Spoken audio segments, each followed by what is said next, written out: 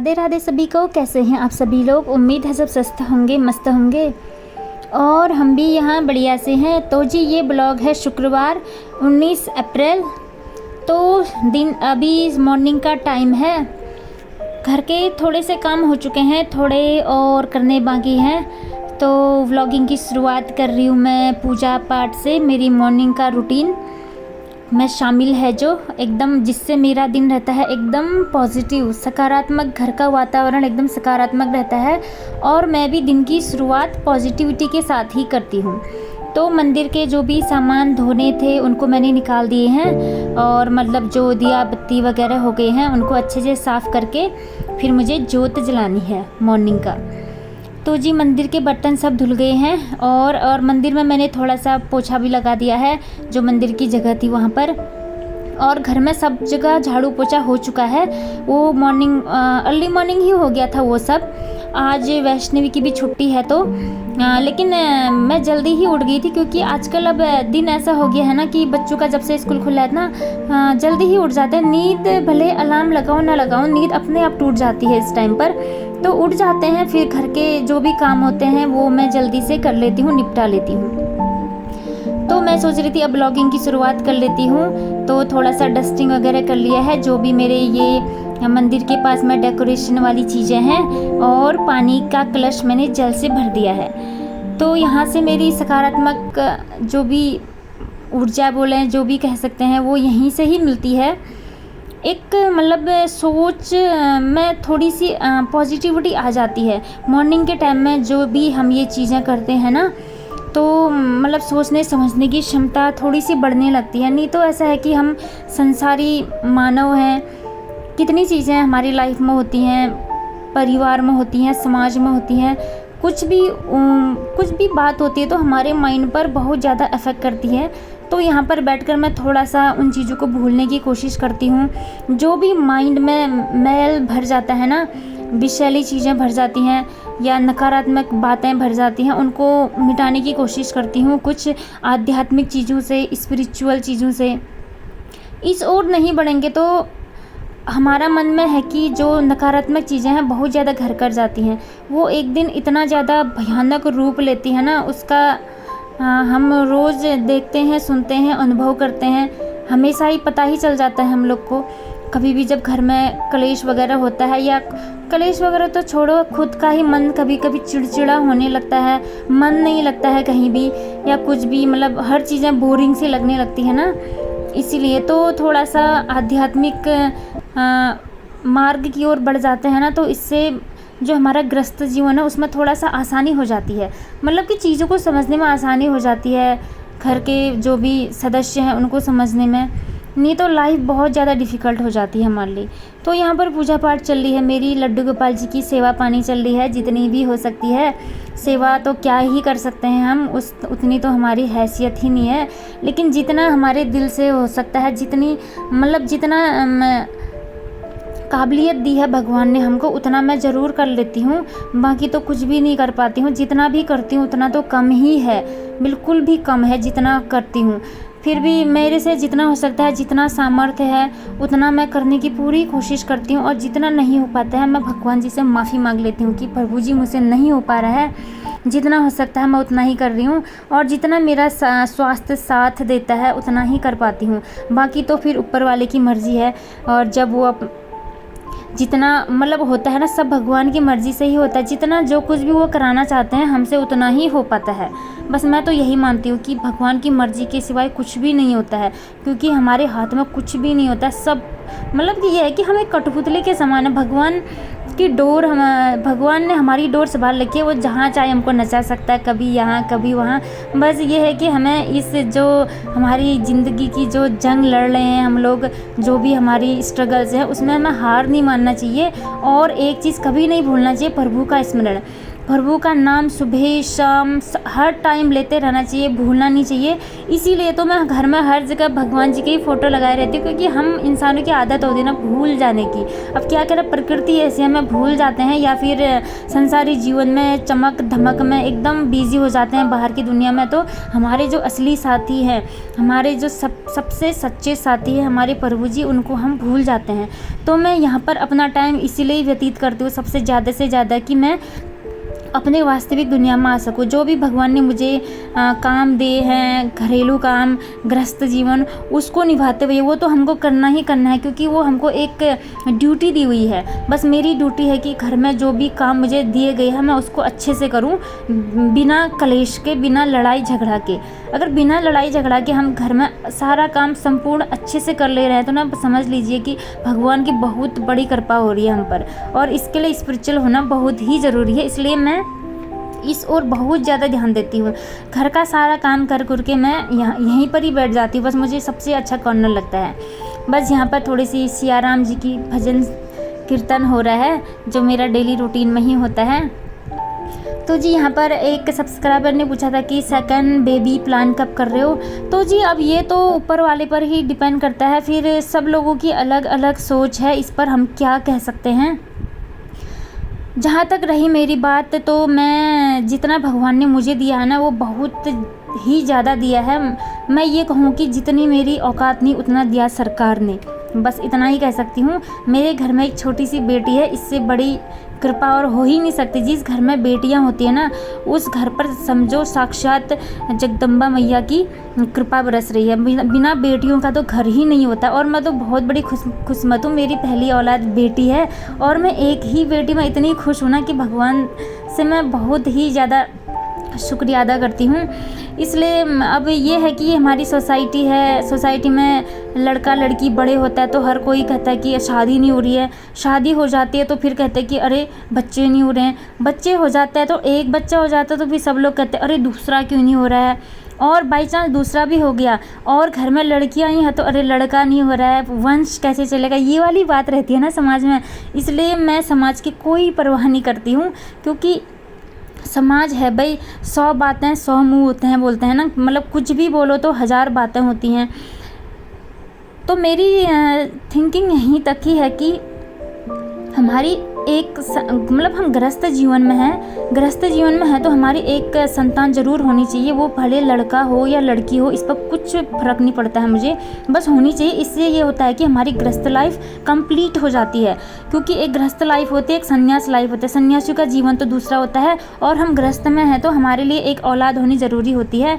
और मैं उसमें सबसे ज़्यादा खुशकिस्मत हूँ कि मेरी पहली औलाद एक कन्या स्वरूप है, कन्या है। तो इसके लिए मैं मैया रानी का बहुत ज़्यादा धन्यवाद करती हूँ, श्री राधा रानी जी का, क्योंकि कन्या होना ना बहुत बड़ी सौभाग्य की बात है। तो इसीलिए जी यहाँ पर मैं थोड़ा सा भागवत गीता का अध्ययन करती हूँ जितना मुझे टाइम मिलता है। 9वें अध्याय में पहुँची हूँ। यहाँ पर से थोड़ा सा मैं बताना चाहूँगी ना कि आप लोगों के मन में जब कभी भी दुविधा हो या कोई भी संकट हो या कोई प्रश्न हो या कोई परिस्थिति हो ना, आप भागवत गीता पुस्तक को पकड़ लीजिए और आंख बंद करके दिल से भगवान श्री कृष्ण का ध्यान करते हुए एक पृष्ठ खोलिए, और उस पृष्ठ को खोलने के बाद देखिए उसमें क्या मिल रहा है। लेकिन इसको बहुत ध्यान से पढ़ना पड़ेगा, और भागवत गीता की जो श्लोक है उसको बहुत ध्यान से समझना पड़ेगा, उसमें टाइम लगता है। मैं काफ़ी बार पढ़ चुकी हूँ, मैं एक श्लोक को 5-5, 6-6 बार पढ़ती हूँ, तब जाके समझ में आता है, क्योंकि हम संसारी इंसान है ना, तो समझ में थोड़ा कम आता है इसलिए। और जब भी कोई प्रश्न हो तो मैं ऐसा ही करती हूँ, और जो प्रश्न खुलता है ना, सच में आप यकीन मानिए, हमारे जो भी मन में क्वेश्चन होते हैं, दुविधाएं होते हैं ना, उसका हल इस भागवत गीता में तुरंत मिल जाता है। बस ये होती है कि उसमें समझने की देरी होती है, थोड़ा सा समझने में देरी लगेगी, लेकिन एक बार पढ़िए, 2 बार पढ़िए, 3 बार पढ़िए, समझ में ज़रूर आनी है। प्रश्न का जो उत्तर है ना, यहाँ से अच्छा कोई नहीं दे सकता, श्रीमद् भागवत गीता जी से। तो मैं यहाँ से अपने मेरे जीवन में जो भी संकट आते हैं, जो भी समस्याएं आती हैं, पारिवारिक माहौल है तो समस्याएं आएंगी ही, क्यों नहीं, घर गृहस्थी में चल रहे हैं हम, हो ही जाती है, तूते मैं होती है। कभी मन बिगड़ जाता है, सांसारिक हो जाता है, मतलब कि सांसारिक से मतलब है कि नेगेटिव चीज़ें भर जाती हैं, फिर वही बातें हो जाती हैं ना कि मैं वाली बातें। इसलिए जब मैं इस पुस्तक को खोलती हूँ, श्रीमद् भागवत जी को खोलती हूँ, तो मेरे मन को बहुत शांति मिलती है, एक रास्ता दिख जाता है। मतलब जो भटके हुए होते हैं हम, उस भटकाव से बचा देते हैं कृष्ण हमको, और सीधा राह दिखाते हैं अपनी ओर। तो कभी कभी तो टाइम नहीं मिल पाता है, और मैंने जब भी देखा है, जब मुझे टाइम नहीं मिलता है, पुस्तक को पढ़ना भूल जाती हूँ मैं, तब मेरी राह थोड़ी सी बदलने लगती है, थोड़ी टेढ़ी मेढ़ी होने लगती है, और मैं उथल पुथल जाता है मन मेरा, और नेगेटिव चीज़ें बहुत ज़्यादा इफ़ेक्ट करती हैं। और ये मेरी डायरी है, इसमें जो भी चीज़ें मुझे भगवत गीता से अच्छी लगती है ना, मैं इसमें नोट कर लेती हूँ। और मैंने यहाँ पर मोर पंख भी लगाया हुआ है, हमारे यहाँ पर काफ़ी ज़्यादा मोर पंख गिरे रहते हैं, तो उसी को ही लगाया हुआ है। तो जी रही बात उन सब्सक्राइबर की बात की, तो फिर ऐसा है कि कुछ लोग चाहते हैं 2 हो, कुछ लोग चाहते हैं 1 हो, कुछ लोग तो काफ़ी ज़्यादा चाहते हैं। तो हम फ़िलहाल तो 1 में ही खुश हैं, फिर आगे तो राधा रानी की मर्ज़ी है। जो वो देंगी हम उसको नकार नहीं सकते, और जो वो देंगी हम उसको एक्सेप्ट भी करते हैं। बाकी मांगना ना मांगना, मैं ऐसा कुछ नहीं मांगती हूँ भगवान से कि ये हो वो हो, बस ये है कि संतुष्टि होनी चाहिए इंसान को। इंसान ऐसा है कि उसको कितना भी दे दो ना, वो कभी संतुष्ट नहीं होता है। कितना भी दे दो, भले कितना करोड़पति बना लो, संतुष्ट होने वाला वो है नहीं।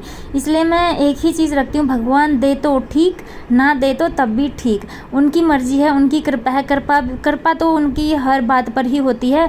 और सबसे बड़ी मेरी सोच ये है ना कि भगवान जो करते हैं ना, सही करते हैं। और हमारी हैसियत ऐसी नहीं है कि हम कुछ मांग सकें, क्योंकि हम जो भी मांगेंगे शायद हम गलत ही मांगेंगे, क्योंकि हमारी थॉट होती हैं, जो हमारी सोच है इस लेवल तक अभी पहुंची नहीं है कि हम कुछ उच्च स्तर का मांग सकें भगवान से। इसलिए मैं सब कुछ राधा रानी पर छोड़ देती हूँ। बस मैं यही कहती हूँ कि आप जो भी दोगे मुझे स्वीकार है, जो मेरे लिए अच्छा है वही करना, जो मेरे लिए अच्छा नहीं है फिर वो तो आप ही जानते हैं, हम नहीं जानते हैं। इसके लिए रोना धोना बिल्कुल नहीं है। इसलिए हम एक ही में ही खुश हैं, बाकी सब भगवान की इच्छा है। फिर और दूसरी सोच तो मेरी ये भी है कि किस लिए इतना पॉपुलेशन बढ़ाना, इतनी छोटी सी लाइफ है। देखिए ना, छोटी सी लाइफ बोल सकते हैं, कब मतलब कि हमको नहीं पता कि कब ऊपर का टिकट कट जाए, कुछ नहीं पता है ना। इसलिए मेन उद्देश्य तो हमारा भजन कीर्तन ही होना चाहिए। पारिवारिक लाइफ है तो ठीक है, एक संतान होना ज़रूरी है, पारिवारिक लाइफ भी देखनी है, उसके साथ साथ भजन कीर्तन ज़िंदगी में ज़रूर होना चाहिए, क्योंकि हमारा सबसे बड़ा उद्देश्य तो भजन कीर्तन ही है। राधा रानी के चरणों का ध्यान करना है, भगवान कृष्ण के चरणों का ध्यान करना है, क्योंकि हमारा जो जीवन का मेन उद्देश्य है यही होना चाहिए। तभी हमको सक्सेस भी मिलेगी इस लाइफ में, और शांति भी तभी मिलेगी। बाकी तो क्या है, पैसा धन दौलत घर, जो मतलब सामानों को अर्जित करना, ये तो चलता ही रहता है। लास्ट में क्या है, खाली हाथ आए थे, बस क्या लेकर जाएंगे, कुछ भी नहीं लेकर जाना है, बस अपने कर्मों का पोटली बांध कर ही जाना है, कुछ नहीं जाना है। हाँ, कर्मों की पोटली ज़रूर बंध कर जाएगी, इतना ज़रूर पक्का है। इसलिए अच्छे कर्म ज़रूर करने चाहिए। अगर हाँ हमसे गलतियाँ भी हो जाती, क्योंकि इंसान है यार, 1000 गलतियाँ, 1000 नहीं कितनी गलतियाँ होती होंगी, रोज़ गलती ही करते हैं हम लोग। इसलिए उन गलतियों को कम करने के लिए प्रभु जी का नाम स्मरण भजन संध्या ज़रूर करना चाहिए। मैं तो इसी बात पर ध्यान देती हूँ अपनी लाइफ में ना। स्पिरिचुअलिटी ना मेरी लाइफ में बहुत मायने रखती है, भले कुछ मिले ना मिले कोई बात नहीं, स्पिरिचुअलिटी बहुत ज़रूरी है। मैं अपने बच्चों को भी यही सिखाती हूँ। अभी तो छोटे हैं, छोटे छोटे से ही सिखाना ज़रूरी है। जैसे अभी मेरी बेटी हनुमान चालीसा का पाठ कर लेती है, लेकिन वो भी अभी बाहरी वातावरण से बहुत प्रभावित हो जाते हैं ना आजकल के बच्चे, क्योंकि लाइफ स्टाइल ही ऐसी है, इंग्लिश मीडियम स्कूल में पढ़ते हैं, और बाहर का कल्चर थोड़ा सा कुछ अलग टाइप का होता है ना, थोड़ा सा। फिर भी मैं कोशिश करती हूँ, मैं अपनी ओर से जो घर में मैं हूँ, मैं घर से कुछ अच्छा बेहतर दूँ। बाहर वो क्या रिसीव कर रही है वो मुझे नहीं पता। अब कितने मतलब अब बाहर का माहौल आजकल थोड़ा मॉडर्नाइजेशन हो गया, मॉडर्न लाइफ आजकल सभी की। लेकिन हमारी एक कोशिश तो ये ज़रूर होनी चाहिए कि हम बच्चों को क्या परोस रहे हैं घर में, अच्छी चीज़ें, एकदम पॉजिटिव चीज़ें, बस यही ध्यान रखना चाहिए। इसलिए एक औलाद हो अच्छी हो तो यही अच्छा रहता है, उसी में ही मैं स्पिरिचुअलिटी भरने की कोशिश करती हूँ, क्योंकि वो ही मतलब एक संतान हो वो ही काबिल बन जाए ना, तो वो बहुत बड़ी बात होती है। अगर हमारे पास हैं 3-3 4-4 बच्चे हैं, उनमें एक भी काबिल का नहीं है, कोई भी स्पिरिचुअलिटी की ओर नहीं है, धर्म की ओर नहीं है, आध्यात्मिकता की ओर नहीं, तो फिर कोई फ़ायदा नहीं है लाइफ का। क्या फ़ायदा? आजकल देख ही रहे होगे आप, वृद्धाश्रम में कितने सारे वृद्ध लोग हैं, जीता जाता उदाहरण है आप लोगों के सामने। तो और क्या ही कह सकती हूँ मैं।